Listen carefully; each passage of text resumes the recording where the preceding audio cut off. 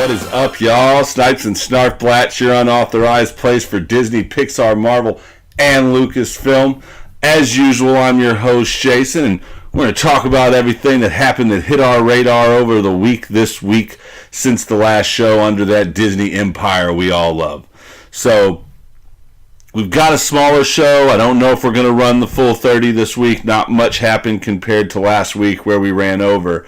But getting the ball rolling, we're going to go straight into the Mouse and the Desk Lamp. And the Mouse and the Desk Lamp is where we talk about all things Disney and Pixar. And unfortunately, this week we have to start it off on a rather somber note. On February 15th, at the age of 78, we lost what Bob Iger calls a true Disney legend in the form of Dave Smith. Now, Dave Smith's not a face that you know off top, but you might have heard of the name, and that is because he was the founder of the Walt Disney Archives. He was dubbed a legend in 2007. He was hired on by Roy in 1970, with his first job being to archive everything in Walt Disney's private little suite following his death, and he had to catalog every single bit of it, and that's what he did when he created the archives. He kept cataloging all of the Disney history we know and love, and if it wasn't for this man, a lot of the stuff that got me into where I am right now and this love for Walt that I have, we probably would not even have known, making him a true Disney legend for keeping the past the present and keeping that Disney around Disney. You know what I'm saying? He was there for years. Like I said, 2010, he retired in 2010 and still stayed on for 9 years as a consultant up until now. So, I mean, he's been a major part of Disney as far as we know. Eisner even said he talked to him many, many times on almost every decision he made just to make sure he was making it in the vein of Disney. And I mean, one of the reasons you might have heard this man's name is because he wrote many books on the subject. I own a few myself. He wrote A to Z Disney, the first 100 years, The Quotable Walt Disney, Disney Trivia from the Vault, Disney Trivia Books the Ultimate Disney Trivia Books 1, 2, 3, and 4. He's been a keeper of knowledge for so long that it's really, really, really sad to see this death, because that means a lot of knowledge probably is going to go with this man. Because, I mean, he not only cataloged it from the way it sounds. Among everything he cataloged, the biggest catalog he had was right here in his head of everything that he just kept giving to us. And like I said, a true legend in every form. He will be remembered. I'm sure, like I said in my article that I wrote, I'm sure Walt has a place for him in the afterlife wherever he may be, because he was very important ever since, like I said, what was the year he was hired in? 1970. So ever since 1970, this man has been just keeping Disney. You know what I'm saying? And that's really cool to me. Like, if I could do anything in life that I would love, I would probably be able to do this, except I don't know if I even have the attention to detail that this man had when it come to hunting down various memorabilia for the archives, and like I said, not to mention archiving all this amazing things in his head that he used to keep Disney steered under Walt's original vision. He's a great loss, and I hate doing these things because it always sucks to lose anyone, but this is a big one because, like I said, it seems like from Eisner, from Iger, I mean, from all of the people's views who this man was an integral part of them running the company in the first place, it seems like this loss is going to be a heavy and heartfelt loss. So condolences to his family, condolences to any of his friends, and like I said, I hope Walt's got a place for you. I'm sure he does. But moving out of that into some more uplifting news, we're going to get into one of Pixar's Spark Shorts. Another Spark Short has come out, This one, if I'll go back into the SparkShorts, we talked about this last week and a couple weeks ago. SparkShorts are the cartoons that they're letting the people that work at Pixar do to see if they can find someone to really fill those shoes of all the major losses Pixar's had, including John Lasseter himself. So they're going to see what they've got there, and this is, to me, the best way to do it. Why not tap the people that have already been there and been there for years? And this time, we get something really different out of Pixar in the form of Kitbull. And the reason it's so different is because this has got Walt Disney animation written all over it, mainly because it's in 2D. A real beautiful 2D at that. I was really taken away by the strokes of this 2D and the color, and I thought it looked amazing from the jump, right when I started watching it. And one thing was, in true Pixar fashion, this Kitbull, it once again takes a heavy-handed subject, and it only lets you know it's that heavy-handed in one quick scene that, truthfully, kids wouldn't even notice on the level that an adult notices. And I think that's what was so amazing to me. I actually used to have a pit bull, and I was one of the major people who always said when people gave pit bulls a bad name was, listen, dogs are not any dog, pit bull, whatever it is. They're getting a bad rap because they're not inherently evil animals. You know what I'm saying? Humans make them that way. That's why they're the way they are. And I've always said that because, I mean, my pit bull itself, he played with my baby when I was asleep. Like, they loved each other. I had no fear of my pit ever playing with my kids, with anyone. And it hurts me to see that they've got such a bad rep just based on how humans raise them. And I bring that up because this is what this whole little short entailed. First you thought it was a cute short about a cat, and then all of a sudden it meets this dog, and I mean, I saw them chain the dog up, and I thought, oh, here we go. This is going to represent like freedom, and one having freedom and one not. And then in one quick scene, you see this. I'm going to keep it PG-13 at least. But this person, you see them kick the dog out, and the dog's scarred, and you hear all this barking and whatnot. And like I said, from a kid's point of view, they're just going to say, oh, the doggy's hurt. But you and I both know what just happened there. And this whole thing revolves around the just pure a-holes that fight dogs. And wow, y'all, when they kicked this dog out and it was scarred, this went from the cutest cartoon I've ever seen to all of a sudden it just brought tears to my eyes.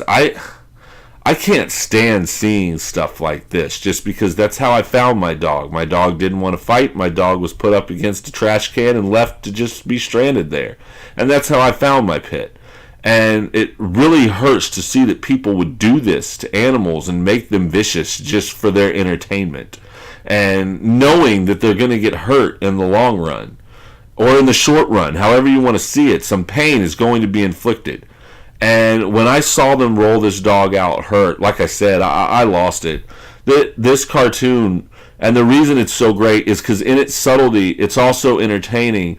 And it literally in 8 minutes makes you go through all the emotions you can possibly go through. You go through joy. You go through just hatred. You go through sadness. It reaches all of the spectrum of emotions just in the 8+ minutes that it shows, and it ends just great. I would suggest anyone watch this cartoon on YouTube, watch it on my site, watch it somewhere, because this was a great cartoon.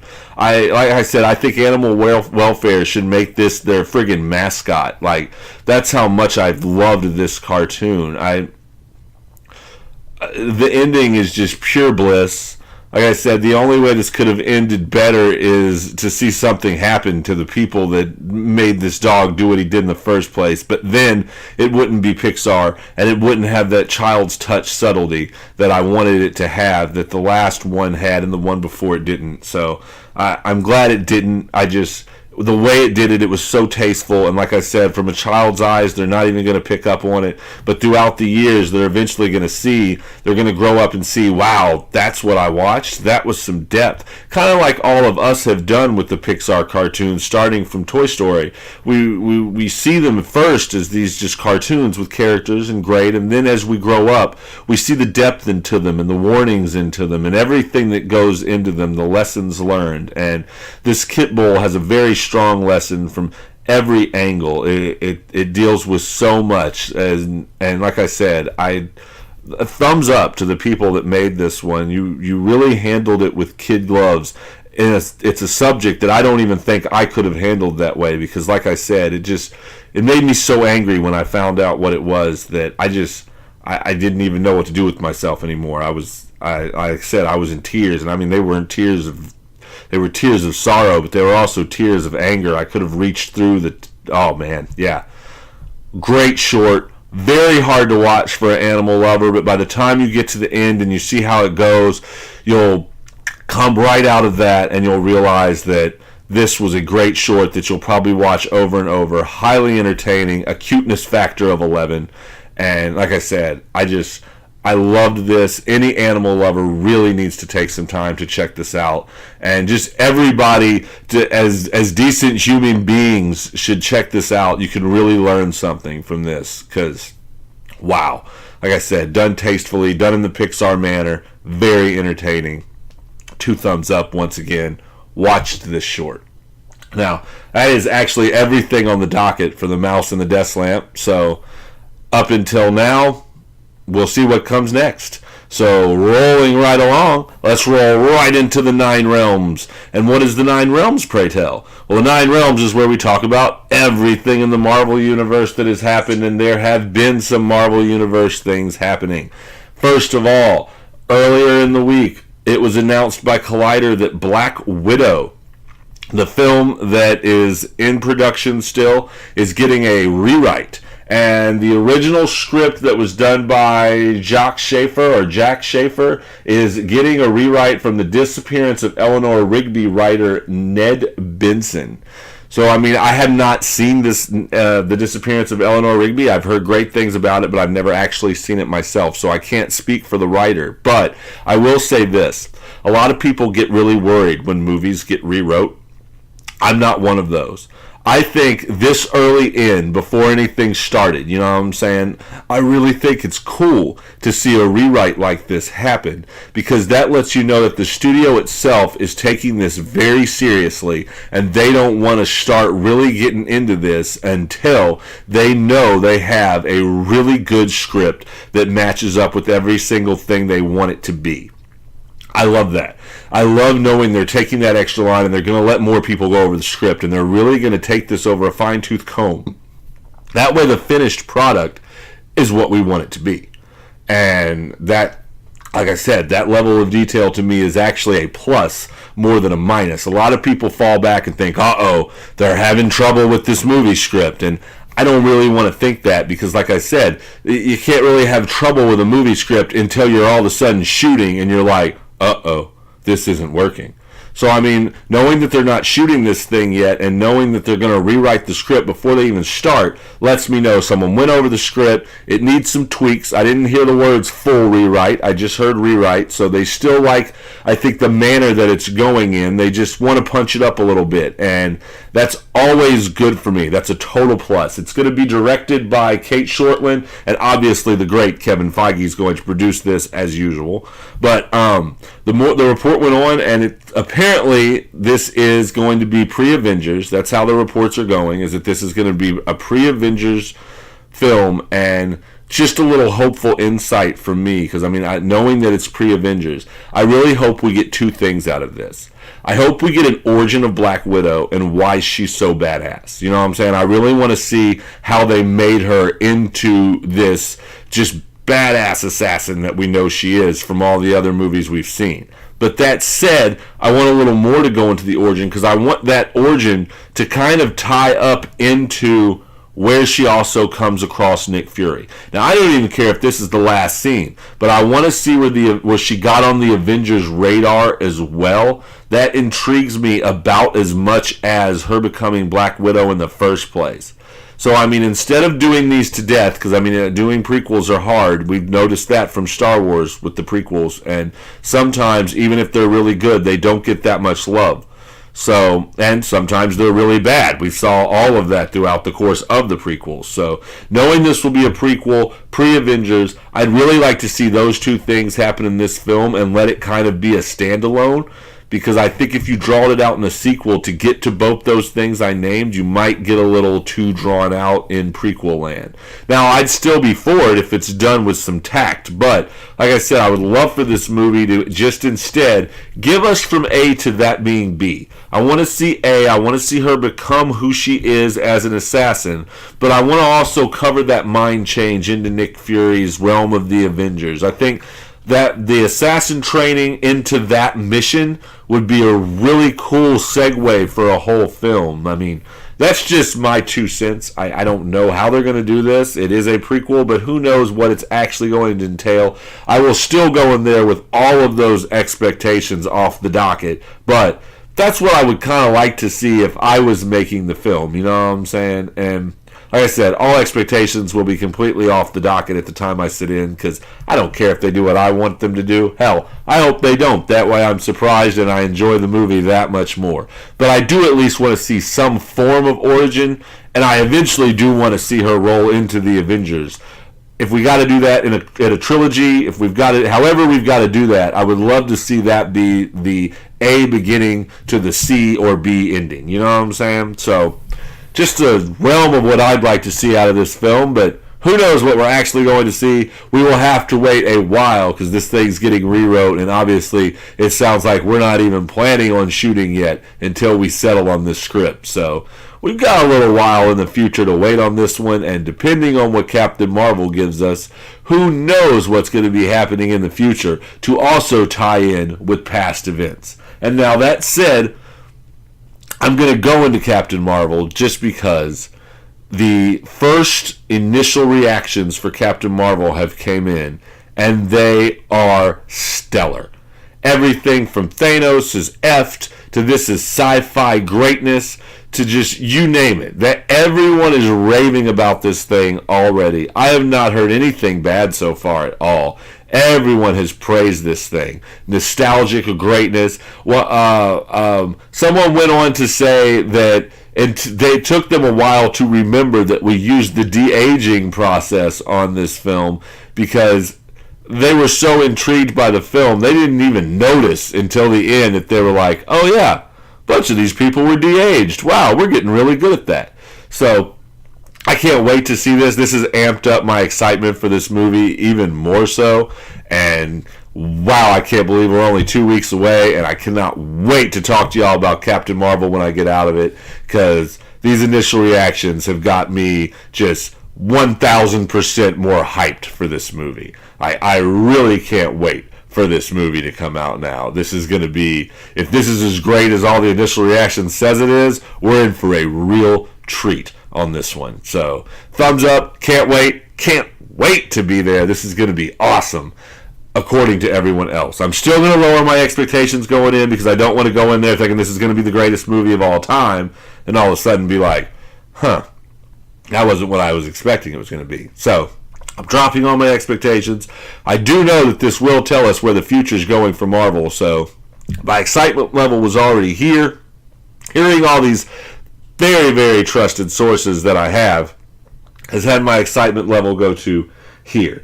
Because a lot of the people that reviewed this thing, I trust what they say. So I can't wait for this. And screw you haters on Rotten Tomatoes who haven't seen the movie yet and are already putting in horrible reviews for it, knowing you haven't seen it and just trying to doctor the ratings. I am so tired of this happening.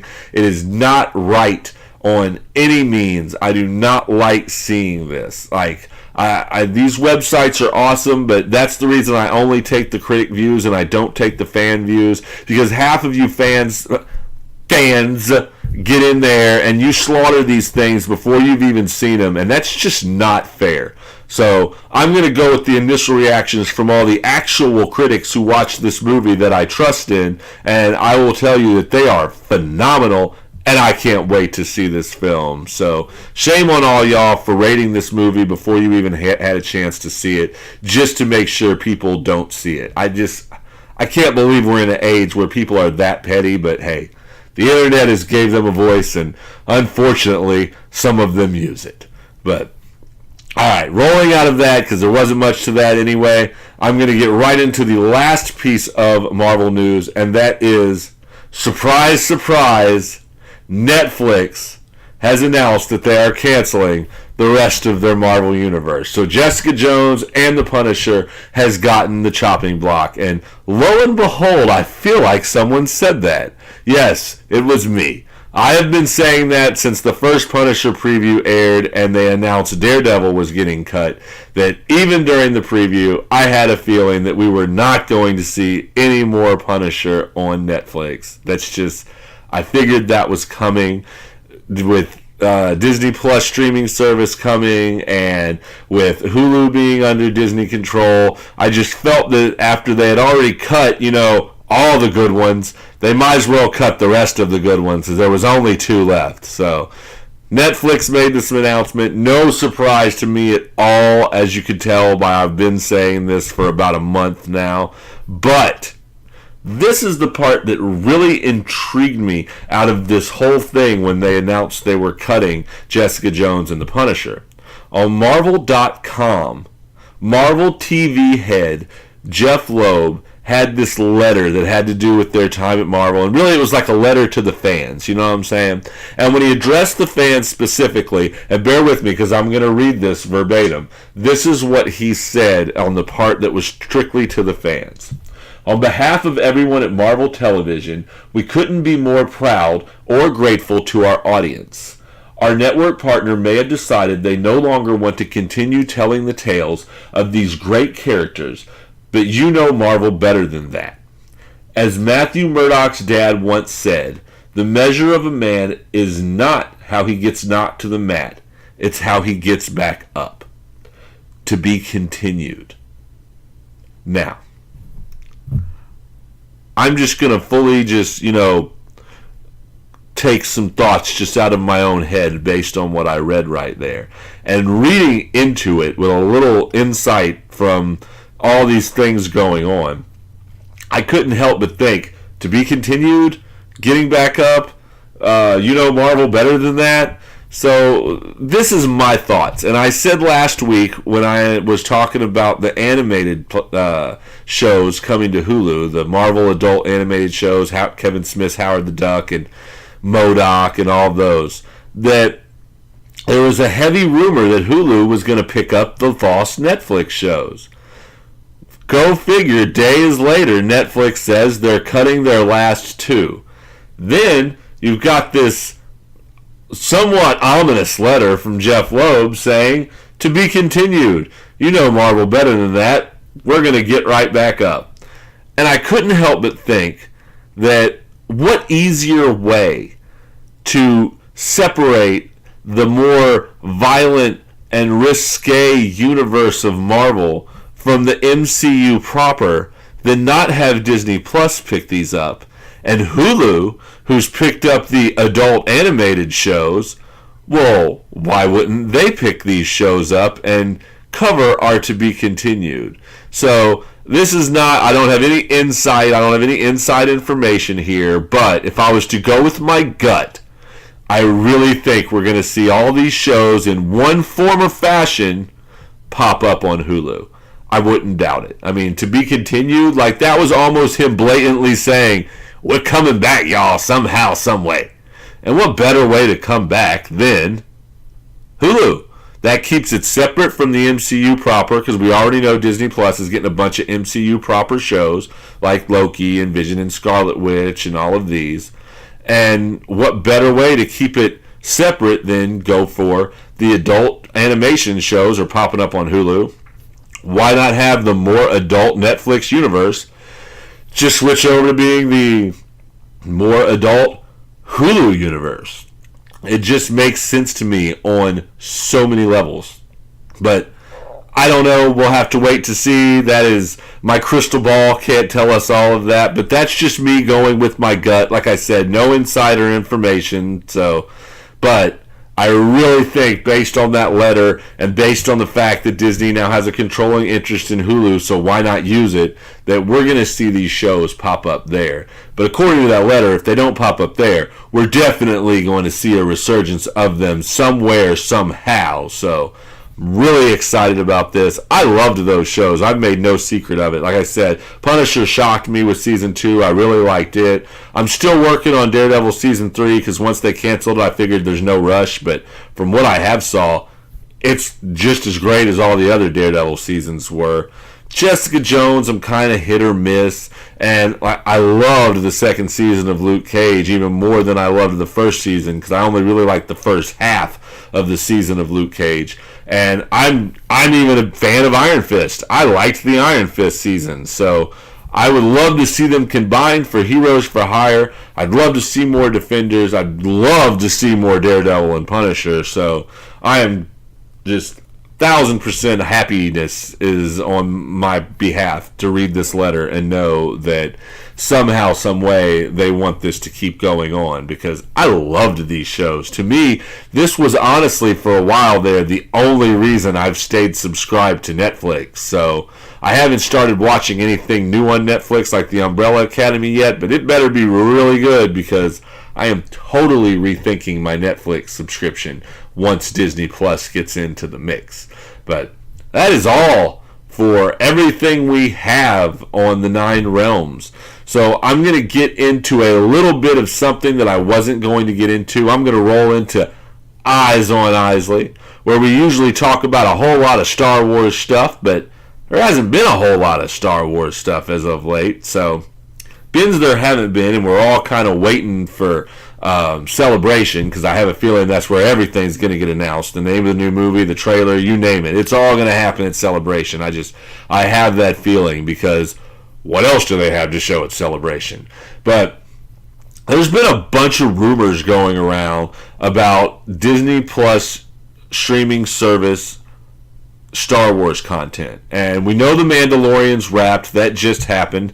And the Star Wars News Net, which they just said they heard. So they are the source here, and I don't know what to do because no one's really ran with this in a way other than saying they heard it from Star Wars News Net. So there's no real confirmation to what I'm about to say. So take this with a grain of salt. I did not put this on the website for that reason. This is heavily in rumor territory. But there is a heavy rumor coming from Star Wars News Net that Obi-Wan Kenobi is going to be done in the form of a TV show, much like The Mandalorian. You're going to get a Disney Plus streaming service TV show for Kenobi, which I don't know what to think of this. Like I said, I take it as a total grain of salt rumor, because if you really listen to the rumor mill right now, every single character in the Star Wars universe is about to get a show on Disney Plus, but for some reason no one's confirming it. So I mean, I'm waiting for a friggin' Jawa show to pop up any day now, where it's going to be like, what's that show where they go into everybody's storage wars? We're going to do a Jawa storage wars, where they're going from Tatooine storage unit to storage unit. I mean, that's how silly some of these are getting, because I mean, you're starting to hear that just damn near every character is going to get a solo show. So I don't know what to think about this. It's in rumor land. I would like to see it, but I was actually more excited by the rumor of a movie with Ewan McGregor. So, I mean, with both those things in rumor land, I would rather see Kenobi as a movie. But, I mean, they did say they were going to backpedal on some of their big Star Wars stuff. So, who knows? Star Wars News Net could know something, and this could be real. I'm going to keep my ear to it to see if I hear anything else. But, as of right now, I said totally take that with a grain of salt. I'd rather see a movie than a show, but I'm open to doing a show. I feel like in the time that I know we're going to use to do this, most likely, which would be after his outcast on Tatooine, watching over Luke, and I mean, we've already covered what happens with him and Darth Maul in Rebels. I don't know if there's anything I really want to see that would warrant more than a film out of Kenobi. Now, they could surprise me and make some really enriched material where he actually left Tatooine for a while, but I like to believe he stayed on Tatooine and really watched over Luke. So I don't know if there's much more after already showing what happened to Maul and some of the comics that we saw with him watching over Luke from afar that we could really get into. So while I'm curious, and I'd still love to see a movie. I'm just going to flat out say it like that. I would love to see a movie. I don't know if I'm too happy about a TV show, but like I said, this is in rumor land, so there's not much to really say about it anyway yet. As it gets more cemented, I'll talk about it more. I mean, who knows? By next week, we might find out this is announced and people are attached, and who knows? So, like I said, Rumorland as of right now. I want the movie more so than a show, and that's all I'm really going to get into about it because it is heavily in Rumorland. But hey, pay attention to that Jawa show I just picked. I think Jawa Storage Wars would be a good future for Disney Plus.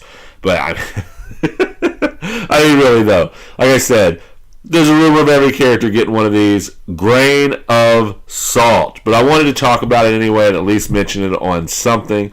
That is everything I've got for everything because I just stretched into something that I wasn't even sure I wanted to talk about. So, as usual, hit the email address with some questions. Let us know what you want to talk about. Let us know if there's anything I missed. Let us know if you want me to go to the parks and show off some stuff that's going on right now. Because, I mean, they're right in my backyard. I am planning on doing a live show one day. I don't really know what everyone wants to see from there right now other than just me walking around looking at merchandise and eating a giant Mickey pretzel. You know what I'm saying? However, I did have a great day the other day. We went late night for February 14th for Valentine's Day, and we went to the, what's it called? It is a bar at the Polynesian, Trader Sam's. Amazing little bar. I couldn't believe the drinks I got. A little pricey on the drinks, but I'll tell you what, one of them did me good. It was great. It was pure rum on rum on rum violence. I highly recommend the Shrunken Zombie Head if you find yourself at Trader Sam's. Great little place. We ate at a place right next to it called Captain Cook's where I got some of the best pork fried rice I ever got in my life. So if y'all want to see stuff like that, let me know. I'll go live. I'll show y'all some really cool stuff. Until then, check us out. Follow us down in the details. Subscribe here. Hit the bell. But look in those details and you'll see some links. There's a link for the website, but there's also a link for Facebook, Twitter, and Instagram. Follow us on all three of those. I like to put food reviews on Instagram as well as beautiful pictures of the park. And Facebook and Twitter is where you can pay attention to the website right as stuff happens. So follow us on Facebook and Twitter. You'll know right as things happen as they hit my radar because I try to put them out within a couple hours of me reading them and really get into my thoughts on them as they happen. So check that out. Follow us on all those things. Write us some emails. I love to talk back and forth with y'all. And that's about it for the show today. So until then, signing off as usual, this time with another quote from Walt. We've got, laughter is timeless. Imagination has no age. Dreams are forever.